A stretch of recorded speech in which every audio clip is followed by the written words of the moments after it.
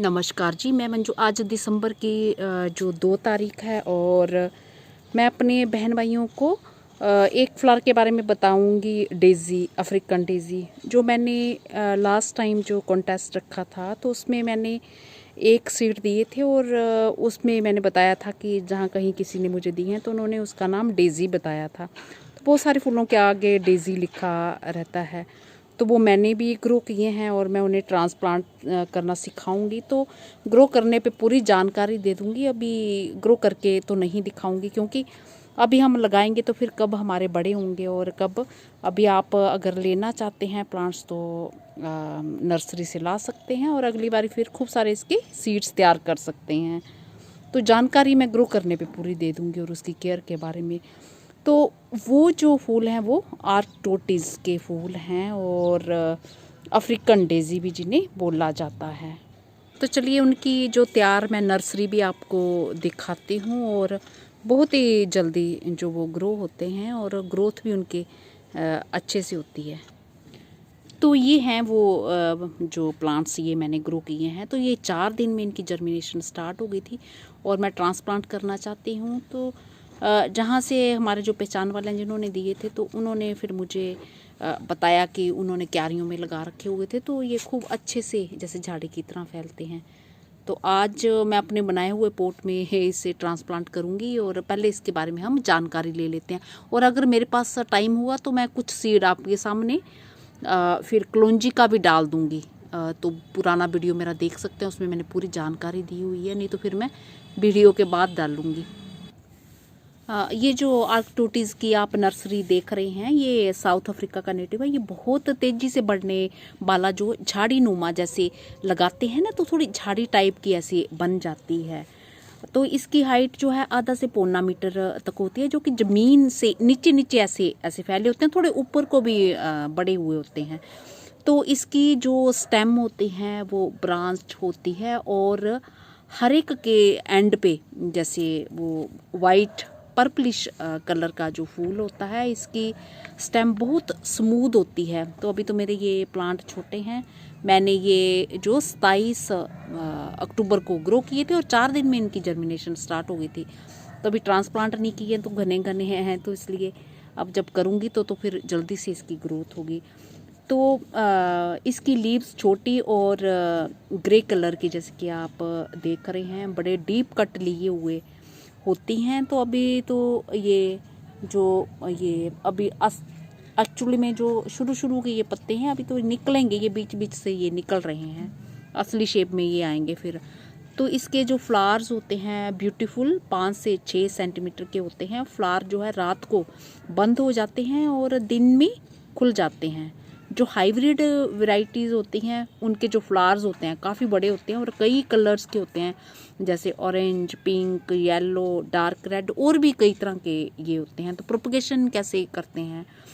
Propagation इसे seed से सितंबर और अक्टूबर या नवंबर में भी ग्रो कर सकते हैं। तो मेरे यहाँ आप जानते हैं कि सितंबर में गर्म मौसम रहता है, अक्टूबर में भी 15 अक्टूबर के आसपास ग्रो किए जाते हैं। तो मैंने 27 को किए थे, तो आप नवंबर में भी नहीं कर सकते हैं। और 4 दिन में जैसे कि मैं ऊपर बता चुकी हूँ जर्मिनेशन स्टार्ट हो जाती है।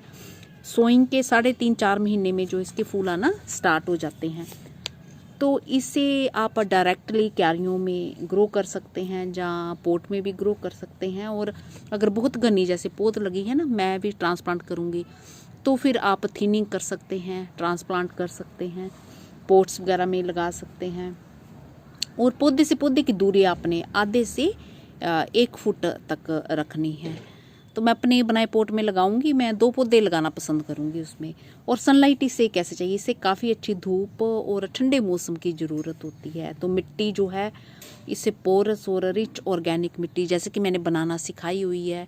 अगर नॉर्मली बनाना चाहते हैं आप तो एक हिस्सा मिट्टी का ले लें, एक हिस्सा गोबर या वर्मी कंपोस्ट खाद डाल सकते हैं और एक हिस्सा हल्की सी बारीक जो सैंड होती है वो मिला सकते हैं, या फिर कोकोपीट मिला सकते हैं। तो उससे मिट्टी जो है पोरस मिट्टी बन जाती है। पानी जो है ज़रूरत के अनुसार दें और ओवर वाटरिंग नहीं करनी है। तो जैसे कि मैं ऊपर बता चुकी हूँ, क्यारियों में बेड्स में आप बॉर्डर के तौर पे लगा सकते हैं। तो बहुत ही खूबसूरत लगते हैं ये। तो मैं अभी ट्रांसप्लांट करूँगी, पहले इसे गिल्ला कर लूँगी अच्छे से।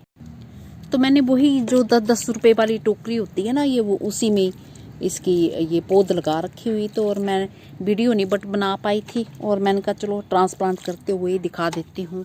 आज मैं इसको करने वाली हूँ। टॉम आजा आजा आजा, आजा। बस पौध निकालनी कैसे है, वही नीचे से जैसे मैंने बताया हुआ है ना आपको, ऐसे करके बिल्कुल नीचे से इसकी जड़ पकड़नी है और हल्के से दबाना है, और मिट्टी इस तरह से ये निकल आई है। तो मैं 2 पौधे निकाल लेती हूँ ऐसे। तो ये मैंने 2 पौधे निकाल लिए हैं। ये मेरा बनाया हुआ अपना गमला है, बहुत ज़्यादा स्पेस नहीं है इसमें। वैसे तो मुझे एक ही पौधा लगाना चाहिए था, जिस तरह के ये बड़े पौधे होते हैं, फिर भी मैं 2 पौधे लगा दूंगी। वो इसलिए 2 लगा देती हूँ कि कई बार अगर ट्रांसप्लांट करते हुए बाई चांस एक नहीं चलता है तो एक ही चलता है, तो चलो वो तो हमारा लग ही जाएगा। और पानी पहले अच्छे से दे लेना है, क्योंकि मिट्टी जो हमारी बिल्कुल सूखी है, इतने दिनों की भरी पड़ी थी, ये बिल्कुल सूखी है। तो मैंने ये मिट्टी अच्छे से गिल्ली कर ली है। अब इसको हटा के, ताकि नीचे तक ये पानी इसका बैठ जाए। तो एक प्लांट जैसे मैंने बताया है ना कि रूट को ऐसे बस ऊपर हवा में गड्ढे में ऐसे लहराना है और धीरे से मिट्टी कर देनी है, और ये अपने आप ही सेट हो जाएगा। और मिट्टी गिल्ली है तो अच्छे से ये सेट हो जाता है। और इसी तरह से मैं दूसरा प्लांट भी लगा दूंगी इसमें। तो ये मैंने दोनों पौधे लगा दिए हैं। अगर आप उठा के छाया में रखना चाहते हैं जगह, तो वहाँ रख दीजिए। अगर नहीं तो कोई शीट है आपके पास तो यहीं पे कवर कर सकते हैं, तो वहाँ भी इसको फिर छाया मिल जाएगी तो हो जाएगा। तो मैं इसे उठा के छाया वाली जगह में रख दूँगी अभी। हाँ, ये खाने की चीज़ नहीं है टॉम।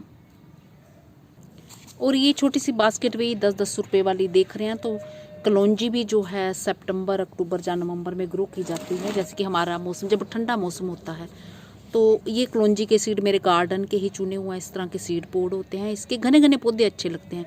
तो ये बड़ी हार्डी होती है। मैं अभी डाल दूँगी, और ज़रूर, क्योंकि वीडियो बनाने का टाइम नहीं है, मैं लिंक दे दूँगी। तो ये भी घने घने प्लांट्स डालने हैं, ऐसे करके डालने हैं और बस मिक्स कर देने हैं। इस तरह से ये मिक्स कर देने हैं और पानी दे देना है इसको। नॉर्मली पानी भी वैसे देना है जैसे दूसरे पौधों में देते हैं, और हाफ डे सनलाइट इसके लिए काफ़ी। अब मैं पानी दे देती हूँ इसमें। तो कलौंजी भी जो आप पोटिंग मिक्सचर बनाते हो उसी में ग्रो कर सकते हैं। और पानी ड्रेनेज सिस्टम अच्छा बढ़िया रखना है इसका। और इसके फूलों का ये होता है कि इतने सारे खूब खिलते हैं और उतने ही सीड पोड बनते हैं, और उतने ही बीच में खूब सारे जो है सीड तैयार हो जाते हैं। तो ग्रोसरी स्टोर से आपको आराम से ये मिल जाएगी। तो मैं वीडियो का लिंक दे दूंगी। ये नेस्टेशियम के भी मेरे यहाँ 2 दिन से खिलना स्टार्ट हो गए हैं। ये दिख रहे हैं कितने प्यारे लग रहे हैं। ये टॉम भी कोई कम